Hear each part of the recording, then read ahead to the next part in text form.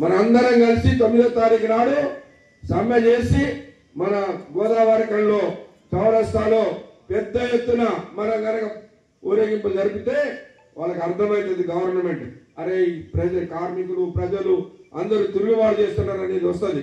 కాబట్టి మనం పర్మనెంట్ కార్మికులు కాంట్రాక్ట్ కార్మికులు అందరూ కూడా దీనిలో ఏకం కావాలి.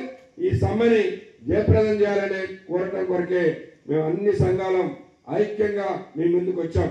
ఇవాళ మా అందరికి భేదాభిప్రాయాలు ఉండొచ్చు, ఒకళ్ళ అందరం ఒకటే సిద్ధాంతం ఒకటే పద్ధతి లేదు. కానీ దీని కొరకు అతడు కార్మిక వర్గ హక్కులే పోయిన తర్వాత నీ సంఘం ఆడి ఉంటుంది, నా సంఘం ఆడి ఉంటుంది, ఏ సంఘం ఉన్నది. కాబట్టి దయచేసి దీన్ని అర్థం చేసుకొని కార్మిక సోదరులు అందరూ మన దగ్గర ఇక్కడ రానటువంటి వాళ్ళు సెకండ్ నైట్ ఉన్నటువంటి వాళ్ళు కావచ్చు, లేదా మన బస్తీలలో కావచ్చు, ఈ సమ్మె మీద పెద్ద ఎత్తున ప్రచారం చేసి దీన్ని జయప్రదం చేయాలని కోరటం కొరకే వచ్చాం. దయచేసి రేపు 9వ తారీఖు జరిగే సమ్మెని పెద్ద ఎత్తున జయప్రదం చేయాలని విజ్ఞప్తి చేస్తూ నాకు అవకాశం